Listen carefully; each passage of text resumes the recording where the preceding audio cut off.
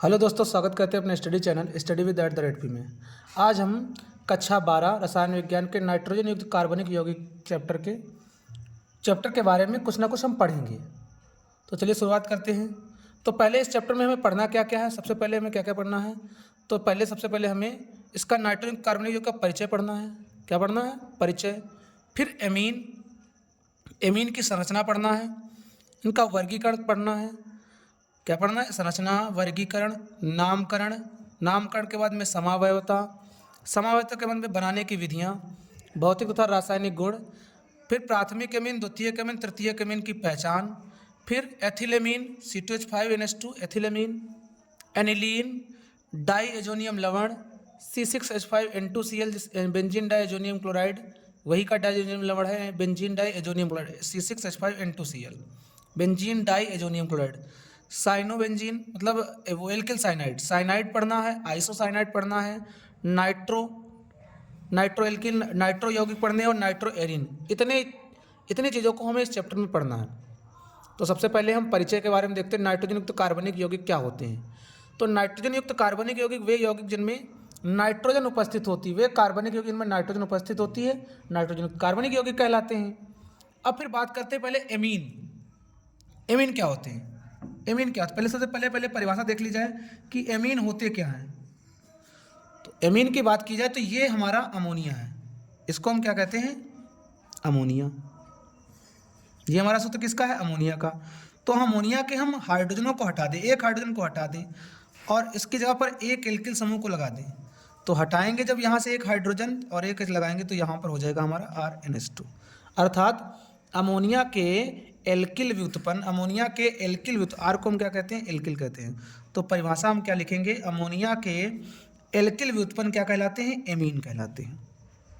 यदि हम एक हाइड्रोजन को हटाएंगे तो प्राथमिक एमीन, दो हाइड्रोजन को हटाएंगे द्वितीयक एमीन, तीन हाइड्रोजन परमाणु को हटाएंगे तृतीयक एमीन। तो कहने का मतलब अमोनिया के एल्किल व्युत्पन्न क्या कहलाते हैं? एमीन कहलाते हैं। अब हम एमीनों की संरचना देखें। प्राथमिक एमीन, द्वितीयक एमीन, तृतीयक एमीन। तो एमीन का नाइट्रोजन परमाणु, ध्यान देना, एमीन का जो नाइट्रोजन परमाणु होता है, एमीन का नाइट्रोजन परमाणु जो होता है, N परमाणु होता है, वो त्रिसंयोजी होता है। कैसा होता है? त्रिसंयोजी। नाइट्रोजन परमाणु कैसा होता है? त्रिसंयोजी होता है। त्रिसंयोजी होता है। साथ ही साथ में इसके एक कार्बन पर sp2 संकरण पाया जाता है। कौन संकरण पाया जाता है? sp2 नहीं, sp3 संकरण पाया जाता है। sp3 संकरण पाया जाता है। sp3 संकरण होता है और एक लोन पेयर पाया जाता है, एक लोन पेयर इलेक्ट्रॉन भी पाया जाता है। ये होता है और लोन पेयर इलेक्ट्रॉन भी होता है। लोन पेयर भी पाया जाता है, एक लोन पेयर भी पाया जाता है, sp3 संकरण होता है। और यदि संकरण होगा तो इनके बीच का कोण 109 डिग्री 5 मिनट के आसपास का एंगल पाया जाता है। हम संरचनाएं देख रहे हैं, जैसे मान लो इनकी संरचना ये भी बता दें, इसकी संरचना होती कैसे? पिरामिडी आकृति की होती है। प्राथमिक एमीन, हम सबकी बात कर रहे हैं, चाहे प्राथमिक एमीन हो, चाहे वो द्वितीयक एमीन और चाहे हो तृतीयक एमीन। तो एमीनों की संरचनाएं कैसी होती हैं? एमीनों की संरचनाएं पिरामिडी आकृति की होती हैं। कैसी होती हैं? पिरामिडी आकृति होती है। अब संरचना की बात करें तो संरचना बना रहे हैं, ध्यान देना। जैसे मान लो प्राथमिक एमीन की हम बात करें तो N, इधर R एक एल्किल समूह लगा देना, R H और एक हमारा अयुग्मित इलेक्ट्रॉन होता है, ऐसे जोड़ देना। ये हमारा प्राथमिक एमीन है, RNH2, ये प्राथमिक एमीन। द्वितीयक एमीन देखा जाए तो N, यहाँ पर एक R लगा देना, यहाँ पर भी एक R लगा देना, यहाँ पर लगा देना H और एक हमारा लोन पेयर, ऐसे जोड़ देना। ये हमारा हो गया द्वितीयक एमीन। तृतीयक एमीन की बात करें तो N, यहाँ पर एक एल्किल समूह, इधर भी एक एल्किल समूह, इधर भी एक एल्किल समूह, लोन पेयर। ये हमारा हो गया तृतीयक एमीन। बॉन्ड एंगल की बात करें तो यहाँ पर होता है 160 डिग्री, यहाँ पर क्या होता है? 160 डिग्री। क्यों? हाइड्रोजन के बीच है तो 160 डिग्री। हाइड्रोजन करके इसमें भी 160 डिग्री के आसपास ही एंगल होता है। यहाँ पर एंगल बढ़ जाता है, एंगल लगभग में 108 डिग्री के आसपास का एंगल होता है। 108 degree, 160 degree, 108 degree, 160 degree, 160 degree का एंगल पाया जाता है। ये तो प्राथमिक अमीनों की हमने संरचनाएं बात कर ली, संरचना का हो गया। अब बात करते हैं इसका वर्गीकरण। तो वर्गीकरण यदि हम परमाणुओं की संख्या के आधार पर बताएं, हम एल्किल परमाणु, समझना वर्गीकरण जो है कई प्रकार का है। हम वर्गीकरण पहले एल्किल परमाणुओं की, जो एल्किल परमाणु होते हैं, ये वाले एल्किल परमाणु ऐसे लिखते, समझना अमोनिया के ये एल्किल परमाणु होते हैं। NH2 से हम यहाँ से एक हटाते थे, एक एल्किल जोड़ देते थे, तो यहाँ पर RNH2 आ जाता था। ये हमारा प्राथमिक अमीन हो गया। तो ये एल्किल समूह है। तो एल्किल समूहों की संख्या के आधार पर बात करें, एल्किल समूहों की संख्या के आधार पर बात करें तो हमारे अमीन जो होते हैं वो 3 प्रकार के, प्राथमिक अमीन, द्वितीयक अमीन और तृतीयक अमीन। वैसे चतुष्क अमीन भी होती है, वैसे बात की जाए तो हम प्राथमिक अमीन, द्वितीयक अमीन और तृतीयक अमीन तक ही रहते हैं। प्राथमिक अमीन, द्वितीयक अमीन और तृतीयक अमीन। अच्छा, इनकी परिभाषा क्या है? तो हम बात कर रहे हैं प्राथमिक अमीन की, समझना। प्राथमिक अमीन सबसे पहले इनमें RNH2 समूह होता है। प्राथमिक अमीन में कौन समूह होता है? RNH2। द्वितीयक अमीन में कौन समूह होता है? R2NH समूह होता है। तृतीयक अमीन में कौन सा समूह होता है? ये 3rd डिग्री अमीन का मतलब तृतीयक अमीन, इसमें R3NH समूह होता है। प्राथमिक अमीन में RNH2 समूह होता है, द्वितीयक अमीन में R2NH समूह होता है, तृतीयक अमीन में R3NH समूह होता है। ये तो अमीन होगा। इनकी परिभाषाएं लिखी जाए तो कैसे लिखोगे? तो ध्यान रखना, अमोनिया का मोनो एल्किल व्युत्पन्न प्राथमिक अमीन। यदि अमोनिया के ही 2 हाइड्रोजन निकाल दिए जाए, 2 हाइड्रोजन और 2 एल्किल समूह जोड़ दिए जाए तो डाई एल्किल अमीन हो जाएगा। तो अमोनिया के डाई एल्किल उत्पन्न द्वितीयक अमीन कहलाती है, प्राथमिक अमीन, ये द्वितीयक अमीन। यदि अमोनिया से ही 3 हाइड्रोजन हटा दिए जाएं और इसकी जगह पर 3 एल्किल समूह जोड़ दिए जाएं तो अमोनिया, तो यहाँ पर आ जाएगा R3N, अर्थात अमोनिया के ट्राई एल्किल उत्पन्न क्या कहलाते हैं? तृतीयक अमीन कहलाते हैं। तो इन्हें प्राथमिक अमीन, द्वितीयक अमीन, तृतीयक अमीन जाने हैं। तो मतलब पहले हमने क्या बताया है? प्राथमिक अमीन, द्वितीयक अमीन, अमोनिया के मोनो एल्किल उत्पन्न प्राथमिक अमीन, अमोनिया के डाई एल्किल उत्पन्न द्वितीयक अमीन और अमोनिया के ट्राई एल्किल उत्पन्न तृतीयक अमीन कहलाते हैं। ये तो सामान्य वर्गीकरण हो गया। फिर यदि हम ऐसे ही देखें कि द्वितीयक अमीन और तृतीयक अमीन, जो द्वितीयक अमीन और तृतीयक अमीन है, ये द्वितीयक अमीन और तृतीयक अमीन, ये दोनों, इनको फिर हम 2 हिस्सों में बांट सकते हैं। कितने भाग बांट सकते हैं? 2 हिस्सों में। कौन कौन से? एक तो बांट सकते हैं हम सरल अमीन या सममित अमीन, कह सकते हैं सरल या सममित अमीन, सरल या सममित अमीन, सममित अमीन। दूसरा मिश्रित या असममित अमीन, असममित अमीन, असममित अमीन। हमने क्या बताया? द्वितीयक और तृतीयक अमीन को फिर हम 2 भागों में बांट सकते हैं। एक हमने बताया सरल या सममित अमीन और दूसरा मिश्रित या असममित अमीन। अच्छा, सरल अमीन कौन से होते हैं? नाइट्रोजन से जुड़े यदि दोनों एल्किल समूह, नाइट्रोजन से जुड़े हुए यदि एल्किल, इसमें क्या है? नाइट्रोजन से 2 एल्किल समूह जुड़े हैं, इसमें नाइट्रोजन से 3 एल्किल समूह जुड़े हैं। यदि नाइट्रोजन से जुड़े हुए सभी एल्किल या एरिल समूह समान हैं तो उसे हम क्या कहेंगे? सरल अमीन कहेंगे, सरल अमीन। यदि नाइट्रोजन से जुड़े हुए, इसका हम एग्जाम्पल लिखें, इसकी परिभाषा हम इधर लिख दें। यदि नाइट्रोजन से जुड़े हुए दोनों एल्किल समूह, नाइट्रोजन से यदि हम ऐसे लिखें, नाइट्रोजन से दोनों एल्किल समूह समान है, ये और ये दोनों समान एल्किल समूह है, तो उसे हम कहेंगे सरल अमीन। या चाहे हम इधर लिख ले ऐसे N, ये एल्किल समूह, इधर एल्किल समूह, ये एल्किल, तीनों एल्किल समूह समान जुड़े हों तो उसे हम क्या कहते हैं? समान या सरल। चाहे एल्किल समूह हो चाहे एरिल समूह हो। जैसे हम एग्जाम्पल की बात करें तो CH3NH CH3 ये लिख लें, या ऐसे लिख लें C2H5 NH C2H5। तो ये हमारे एल्किल समूह क्या है? समान है, तो इसे हम क्या कहेंगे? सरल या सममित अमीन। यदि नाइट्रोजन से जुड़े हुए एल्किल या एरिल समूह असमान है, सरल समान नहीं है, कहने का मतलब नाइट्रोजन से जुड़े हुए एल्किल या एरिल समूह समान है, भिन्न भिन्न है, समान नहीं है अर्थात भिन्न भिन्न है, तो उसे हम क्या कहते हैं? मिश्रित अमीन कहते हैं। अर्थात यहाँ नाइट्रोजन और यहाँ पर जो ये नाइट्रोजन इधर जोड़ लिया जाए CH3 और उधर लिख लिया जाए C2H5, तो इस प्रकार के अमीनों को हम क्या कहते हैं? असममित या मिश्रित अमीन कहते हैं। इधर क्या एल्किल समूह मिथिल है, इधर एथिल समूह लगा है, असममित अमीन कहलाते हैं। ये तो असममित अमीन हो गए। और भी वर्गीकरण किया जाता है अमीनों को। अमीन का एक वर्गीकरण और भी है। कौन सा वर्गीकरण है? और एक तीसरे प्रकार का वर्गीकरण है। इन्हें तीसरे प्रकार का वर्गीकरण है क्या? तीसरे प्रकार का वर्गीकरण है, एक नंबर एक एल्किल एमीन, फिर है एरे एमीन, एरिल एमीन, फिर एरे एल्किल एमीन।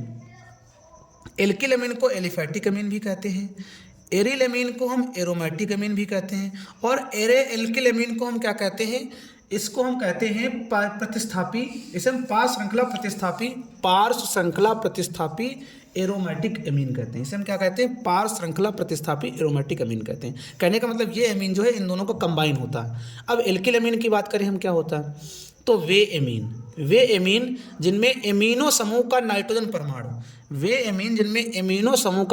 परमाणु एल्किल परमाणु से जुड़ा होता है, क्या कहलाते हैं, एल्किल अमीन कहलाते हैं। कहने का मतलब है जो एमिनो समूह का ये नाइट्रोजन परमाणु है एल्किल समूह से जुड़ा हो, मतलब ऐसे लगाओ CH3 लगाओ, या इसको हम ऐसे लिख दें CH3 CH2 NH2, मतलब एमिनो समूह का नाइट्रोजन परमाणु एल्किल समूह से जुड़ा हो, क्या कहलाते हैं, एल्किल अमीन कहलाते हैं।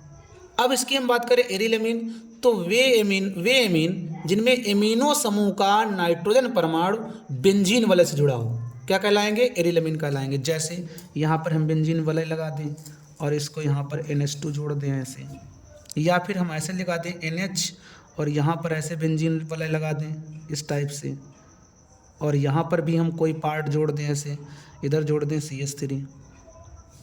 कहने का मतलब नाइट्रोजन परमाणु सीधे बेंजीन वलय से जुड़ा हो तो क्या कहलाते हैं हमारे, एरे एल्किल अमीन, वो एरिल अमीन कहलाते हैं। परिभाषा हमने क्या बताई, वे अमीन जिनमें एमिनो समूह का नाइट्रोजन परमाणु बेंजीन वलय से जुड़ा हो, क्या कहलाते हैं, एरिल अमीन कहलाते हैं। एरे एल्किल अमीन क्या होता है, तो वे अमीन जिनमें एमिनो समूह का नाइट्रोजन परमाणु बेंजीन की पास श्रृंखला से जुड़ा हो। पास श्रृंखला का मतलब क्या है, पहले ये नाइट्रोजन परमाणु लगा हो कार्बन से, ऐसे लगा हो, और फिर कार्बन बेंजीन वलय से जुड़ी हो, तो ये हमारा क्या हो जाएगा, पास श्रृंखला का काम करेगी, इस प्रकार से हम इसको जोड़ सकते हैं ऐसे CH2 NH2 ऐसे।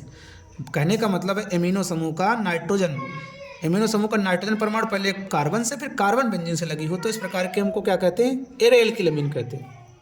तो इस प्रकार के अमीन, या फिर हम ऐसे लिख सकते हैं ऐसे, एक जन लिखे नाइट्रोजन ऐसे, इसको हम जोड़ दें CH2 से, फिर यहाँ से हम बेंजीन लगा लें ऐसे, और इधर भी हम क्या करें, CH2 जोड़ दें ऐसे, और यहाँ पर हम बेंजीन वाले लगा दें, तो ये हमारे क्या कहलाते हैं, एरे एल्किल अमीन कहलाते हैं। ये हमारा तीसरे प्रकार का वर्गीकरण था। फिर अब बात करते हैं नामकरण का।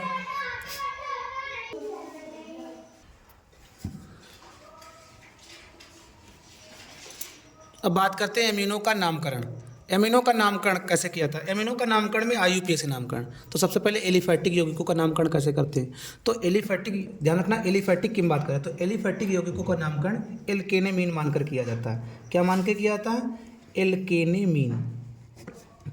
एल्केनेमीन मानकर IUPAC से नामकरण किया जाता है। एलिफैटिक यौगिकों का नामकरण एल्केनेमीन मानकर किया जाता है। तो एल्केनेमीन कैसे मानेंगे, तो सबसे पहले क्या करेंगे, सबसे पहले अंकन करेंगे कार्बन का, और फिर अंग्रेजी अंकन करने के बाद में लास्ट में एमीन शब्द जोड़ देंगे, अंतिम अक्षर ई को हटाकर एमीन शब्द जोड़ देंगे। तो जैसे यहाँ पर लिखा है CH3,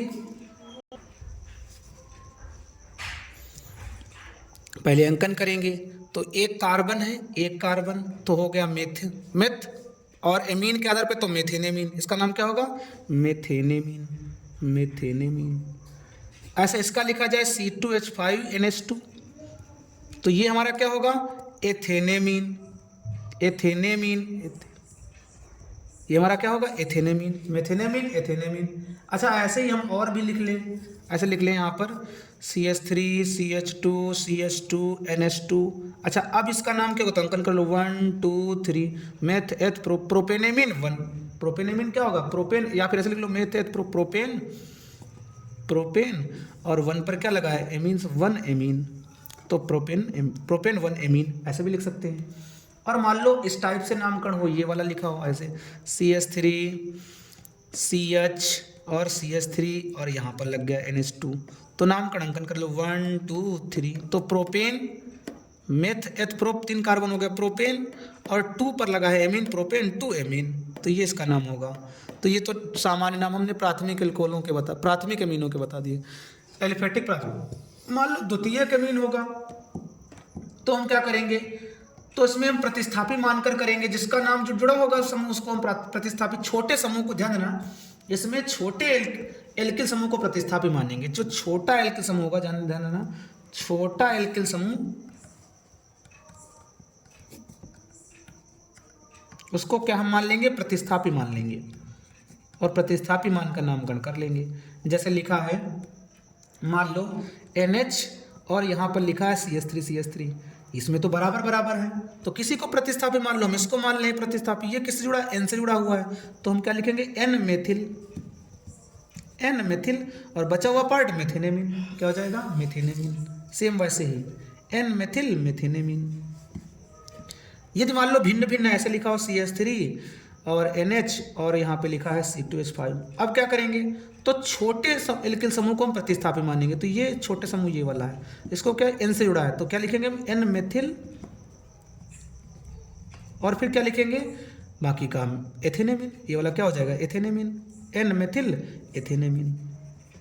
ये तो हमारा भिन्न भिन्न होने के कारण हमने बता दिया, भिन्न जब होंगे तब ऐसे होंगे। यदि मान लो भिन्न अलग अलग ऐसे दे रखे हैं, मान लो इस प्रकार से दे रखा है और नामकरण हम करें, जैसे लिखा है CH3 CH CH3 और यहाँ पर दे रखा है NH और CH3, तब क्या करेंगे, तब हम अंकन कर लेंगे, ऐसे अंकन कर लो 1 2 3, तो क्या हो गया 1 2 3, और कार्बन इसमें कम है तो क्या लिखेंगे, N मेथिल, ये तो हो जाएगा N मेथिल, N पर क्या है, मेथिल है, N से जुड़ा है मेथिल। फिर इसका नाम 1 2 3, 3 कार्बन क्या होता है, प्रोपेन, मेथ एथ प्रोपेन, और 2 पर क्या लगा है, एमीन, प्रोपेन 2 एमीन। ये हमारा इसका क्या हो जाएगा, नामकरण हो जाएगा। तो इसी के आधार पे हम नामकरण करते हैं।